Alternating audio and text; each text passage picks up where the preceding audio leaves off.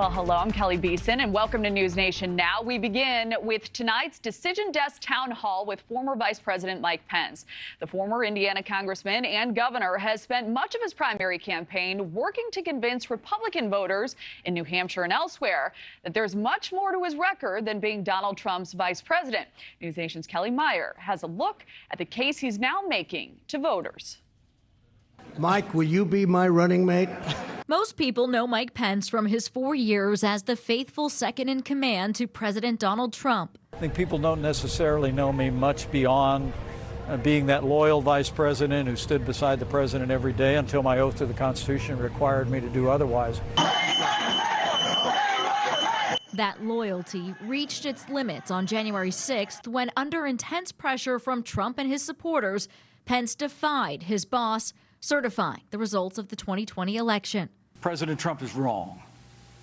I had no right to overturn the election.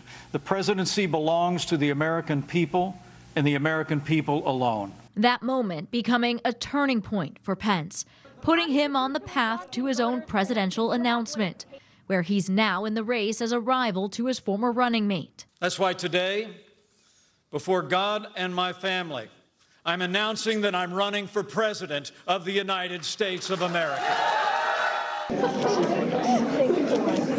The former vice president has spent much of the summer reintroducing himself to the public, posing for selfies and pushing his own party away from what he calls populism, an implicit dig at the MAGA movement, and toward a return to what he believes are traditional party principles. I have faith that Republican voters will once again choose the good way. The way of conservative values and limited government. A devout evangelical, Pence calls himself, quote, a Christian, a conservative, and a Republican in that order, titling his memoir, So Help Me God. After losing twice in bids for Congress, he became a conservative radio and TV talk show host.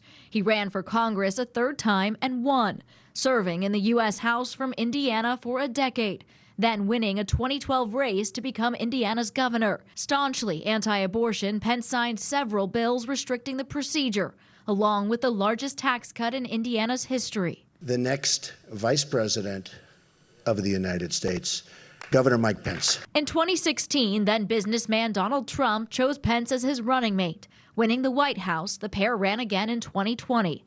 Now Pence is moving away from being the loyal sidekick and trying to take on a leading role of his own. And Pence could face off against his former boss at one of the upcoming presidential debates if Trump decides to attend.